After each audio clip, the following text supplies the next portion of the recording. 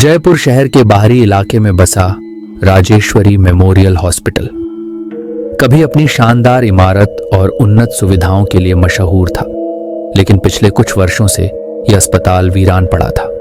स्थानीय लोग इसे भूतिया अस्पताल पुन कहने लगे थे। कहा जाता है कि वहां आधी रात को अजीब सी आवाजें आती थीं, किसी के पैरों की आहट होती थी और कभी कभी एक सफेद साड़ी पहने महिला डॉक्टर को देखा गया था। अंजलि, एक कुशल और साहसी डॉक्टर, ने अपनी नई नौकरी के लिए जयपुर के इस पुराने अस्पताल को चुना। लोगों ने उसे चेतावनी दी थी, उस अस्पताल में मत जाना, वहां बुरी आत्माओं का बसेरा है। लेकिन अंजलि एक निडर महिला थी, उसे भूत प्रेत जैसी बातों पर विश्वास नहीं था। अस्पताल अब फिर से खोला जा रहा था और डॉ अंजलि को मुख्य डॉक्टर के रूप में नियुक्त किया गया। दोस्तों, कहानी और भी इंटरेस्टिंग होने वाली है और आप इंटरेस्ट के साथ इस कहानी में और आगे बढ़ो। उससे पहले आपका भाई चाहता है कि आप भी उसकी जर्नी का हिस्सा बने और उसके चैनल को सब्सक्राइब करें, तो जल्दी से वीडियो को लाइक और चैनल को सब्सक्राइब कीजिए। तो चलिए अब वीडियो में आगे बढ़ते हैं। अस्पताल के एक हिस्से को साफ सुथरा कर मरीजों का इलाज शुरू हुआ, लेकिन पुरानी इमारत का एक बड़ा हिस्सा अब भी बंद था। डॉक्टर अंजलि ने पहले ही दिन अस्पताल में अजीब महसूस किया। वार्ड में अकेले बैठे हुए भी उन्हें ऐसा लगा मानो कोई उन्हें घूर रहा हो। देर रात तक काम करने के बाद जब वह अपने केबिन में बैठी थीं, तभी अचानक लाइट झपकने लगी और एक अजीब सी ठंडी हवा कमरे में फैल गई। अंजलि को लगा कि यह कोई तकनीकी समस्या है, लेकिन अगले दिन से अजीब घटनाएं बढ़ने लगीं। रात को किसी के चलने की आहट। अंजलि को अक्सर ऐसा महसूस होता था जैसे कोई नर्सिंग स्टेशन पर चल रहा हो। जब वह जाकर देखती, वहां कोई नहीं होता, तो बंद वार्ड से चीखें। अस्पताल के पुराने हिस्से की ओर से कई बार चीखने की आवाजें आने लगीं। एक बार जब अंजलि ने दरवाजा खोलने की कोशिश की, तो उसे ऐसा महसूस हुआ मानो किसी ने अंदर से दरवाजे को जोर से धक्का देकर बंद कर दिया हो। 3. अस्पताल के शीशों में अक्स। एक रात जब अंजलि खुद को शीशे में देख रही थी, तब उन्होंने देखा कि उनके पीछे एक सफेद साड़ी पहने महिला खड़ी थी। जब उन्होंने मुड़कर देखा, वहां कोई नहीं था। डॉ अंजलि को इन घटनाओं के पीछे की सच्चाई का पता लगाने की जिद सवार हो गई। उन्होंने अस्पताल की पुरानी फाइलों को खंगालना शुरू किया। उन्हें पता चला कि कई साल पहले एक महिला डॉक्टर, जिसका नाम डॉ सुरभि था, अस्पताल के बंद वार्ड नंबर 13 में मरीजों का इलाज करती थी। लेकिन एक रात कुछ गुंडों ने सुरभि के साथ अस्पताल के उसी वार्ड में अत्याचार किया और फिर उसे मौत के घाट उतार दिया। लोगों का कहना था कि उसकी आत्मा अब भी इंसाफ के लिए भटक रही है। डॉ अंजलि ने फैसला किया कि वह वार्ड नंबर 13 में जाकर देखेगी कि आखिर सच्चाई क्या है। देर रात हाथ में टॉर्च लिए हुए वह उस बंद वार्ड के दरवाजे तक पहुंची। दरवाजा धीरे धीरे चरमराता हुआ खुला। वार्ड के अंदर चारों ओर धूल और टूटी फूटी चीजें पड़ी थीं। जैसे ही अंजलि ने टॉर्च आगे बढ़ाई, एक झटके में लाइट बंद हो गई। कमरे में अंधेरा छा गया। तभी पीछे से एक ठंडी आवाज आई, तुम यहां क्यों आई हो? अंजलि ने मुड़कर देखा तो सामने डॉक्टर सुरभि की आत्मा खड़ी थी।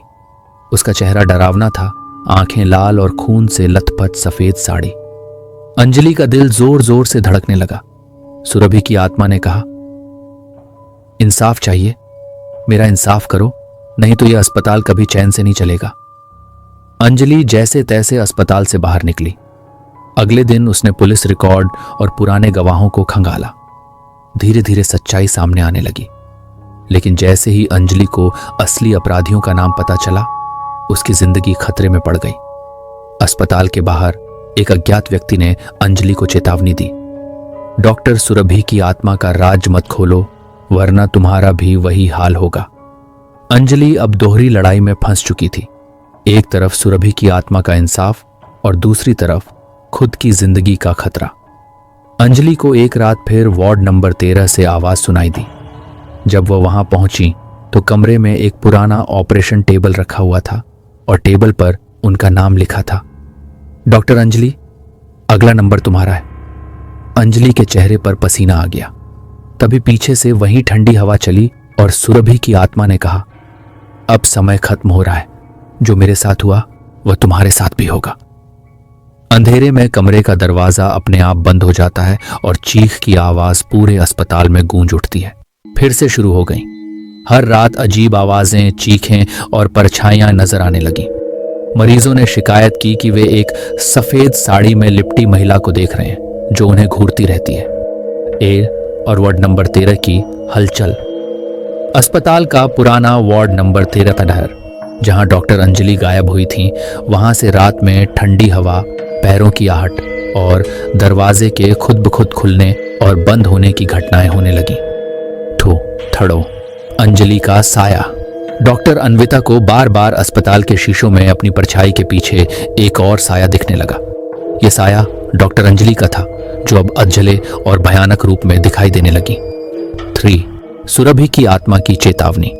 हर रात वार्ड नंबर 13 से आती आवाजें और सुरभि की आत्मा की फुसफुसाहटें कहती, इंसाफ चाहिए, नहीं तो यह जगह बर्बाद होती रहेगी। डॉ अन्विता ने इन घटनाओं की गहराई में जाने का फैसला किया। उन्हें अस्पताल की पुरानी फाइलों में सुरभिन के बारे में पता चला। वह डॉक्टर जिसे इस अस्पताल में क्रूरता के साथ मार दिया गया था, उसकी आत्मा इंसाफ के लिए भटक रही थी और उसने अंजलि को अपना शिकार बना लिया था। डॉ अन्विता ने सुरभि की आत्मा को शांत करने के लिए पुराने ग्रंथों के अनुसार एक विसर्जन अनुष्ठान करने की योजना बनाई। जब डॉ अन्विता वार्ड नंबर 13 में अनुष्ठान करने पहुंची, तब वहां सुरभि की आत्मा प्रकट हुई। उसका चेहरा भयावह था, आंखों में खून उतर आया था। सुरभि ने कहा, तुम भी मेरे गुनहगारों को सजा नहीं दे पाओगी, अब यह अस्पताल तुम्हारा अंत होगा। वार्ड के अंदर डॉक्टर अंजलि की आत्मा भी प्रकट हुई और फुसफुसाई, तुम्हारा समय खत्म हो रहा है अन्विता, अब कोई वापस नहीं लौटेगा। डॉक्टर विक्रांत ने अस्पताल में कदम रखा और उसे पहली रात से ही महसूस हुआ कि यह जगह सामान्य नहीं है। ठंडा माहौल, सन्नाटे में छुपी फुसफुसाहटें और दीवारों पर उभरते खून के निशान उसे यह बताने के लिए काफी थे कि यहां कुछ बड़ा छुपा है। पहली घटना, अस्पताल के बंद पड़े वार्ड नंबर 13 के बाहर विक्रांत को एक चिट्ठी मिली, जिस पर लिखा था, सच्चाई जाननी है तो भीतर आओ, लेकिन लौट पाओगे या नहीं यह मत पूछो। विक्रांत ने चिट्ठी को पढ़ा और फैसला किया कि वह वार्ड नंबर 13 के दरवाजे के उस पार छिपे सच का सामना करेगा। अस्पताल में विक्रांत के आने के बाद घटनाएं और तेज हो गईं। उट्स आवाजें। आधी रात को विक्रांत को किसी महिला के चीखने की आवाजें सुनाई देने लगीं। आवाजें इतनी दर्दनाक थीं कि उसके कान सुन्न हो जाते। उठो परछाइयां।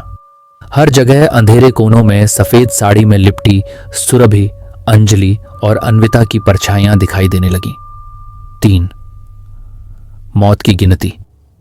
अस्पताल में नए मरीजों ने रिपोर्ट करना शुरू किया कि उनके सपनों में एक आत्मा आती है और कहती है, 13 रातें और फिर तुम हमारे साथ यहां कैद हो जाओगे। एक रात विक्रांत वार्ड नंबर 13 के दरवाजे के सामने खड़ा था। जैसे ही उसने दरवाजा खोला, वहां के अंदर का माहौल अजीब सा था। धुआं, पुरानी गंध और बिखरे ऑपरेशन टेबल। अचानक 3 आत्माएं प्रकट हुईं। 1 डॉ सुरभि, मुख्य आत्मा, ये मेरी कब्रगाह है, मुझे इंसाफ चाहिए। 2 डॉक्टर अंजलि, मैं यहां फंस चुकी हूं, निकलने का कोई रास्ता नहीं। 3 डॉक्टर अन्विता, तुम भी हमारे साथ यहां कैद हो जाओगे। विक्रांत ने खुद को संभाला और कहा, तुम्हारी आत्माएं बेकाबू हो चुकी हैं, लेकिन मैं तुम्हारे दर्द का अंत करूंगा। विक्रांत को पुराने रिकॉर्ड्स में पता चला कि अस्पताल में सुरभि के साथ अत्याचार करने वाले लोग कोई बाहरी नहीं थे, बल्कि अस्पताल के ही प्रमुख ट्रस्टी और डॉक्टरों का एक समूह था। वे लोग सुरभि के ज्ञान और पद से जलते थे, इसलिए उसे फंसाकर मार दिया। अस्पताल की आत्माएं चाहती थीं कि विक्रांत इन अपराधियों को उजागर करे। विक्रांत ने सच्चाई उजागर करने का वादा किया, लेकिन तभी आत्माओं ने विक्रांत को एक चेतावनी दी, अगर तुम नाकाम हुए तो तुम्हारी आत्मा भी हमारे साथ यहां हमेशा के लिए भटकती रहेगी। अचानक अस्पताल की लाइट्स बंद हो गईं, ठंडी हवाएं चलने लगीं और विक्रांत के सामने वही लोग खड़े हो गए जिन्होंने सुरभि को मारा था, पर इन चेहरों पर सिर्फ खून टपकता दिखाई दे रहा था। विक्रांत चीख पड़ा, ये सब यहां क्यों है? अगली सुबह अस्पताल के गार्ड्स को वार्ड नंबर 13 के दरवाजे पर खून से लिखा हुआ एक नोट मिला। सच छुपा रहेगा, कोई यहां से जिंदा नहीं निकलेगा। लेकिन वहां विक्रांत का कहीं कोई नामो निशान नहीं था। शहर में अफवाहें थीं कि अस्पताल के असली गुनहगार, वे ट्रस्टी और डॉक्टर जिन्होंने सुरभि की हत्या की थी, आज भी छुपकर आराम की जिंदगी जी रहे हैं। लेकिन आत्माओं का क्रोध अब शांत नहीं होने वाला था। शहर में एक पैरानॉर्मल विशेषज्ञ का आगमन हुआ, आचार्य वेदांत। वे इन आत्माओं को मुक्ति दिलाने और अस्पताल में हो रही मौतों का अंत करने का प्रण लेकर आए। वे जानते थे कि आत्माएं तभी शांत होंगी जब सुरभि और बाकी पीड़ितों को न्याय मिलेगा। लेकिन यह इतना आसान नहीं था, क्योंकि आत्माएं अब केवल न्याय नहीं चाहती थीं, अब वे बदला लेना चाहती थीं। आचार्य वेदांत ने एक अनुष्ठान की तैयारी की, जिसे शांति चक्र अनुष्ठान कहा जाता था। यह अनुष्ठान आत्माओं को मुक्ति दिला सकता था, लेकिन अगर कोई भी गड़बड़ी होती तो आत्माएं और शक्तिशाली होकर इस दुनिया को तहस नहस कर सकती थी। रात का समय, आचार्य वेदांत ने अस्पताल के वार्ड नंबर 13 में पवित्र मंत्रों का जाप शुरू किया। चारों आत्माएं धीरे धीरे प्रकट हुईं। बट डरो सुरभि, उसका चेहरा दुख और क्रोध से भरा था। 2 डॉक्टर अंजलि, उसकी आंखें अब भी अंधेरे में मदद की गुहार लगा रही थीं। 3 डो अन्विता, जो सच्चाई की खोज में खुद आत्माओं का हिस्सा बन गई थी। 4 डो विक्रांत, जिसने इन आत्माओं की सच्चाई उजागर करने की कीमत अपनी आत्मा खोकर चुकाई। सुरभि की आत्मा ने गुस्से से कहा, इन दीवारों में जो दर्द छुपा है उसका बदला आज लिया जाएगा। आचार्य वेदांत ने उन गुनहगार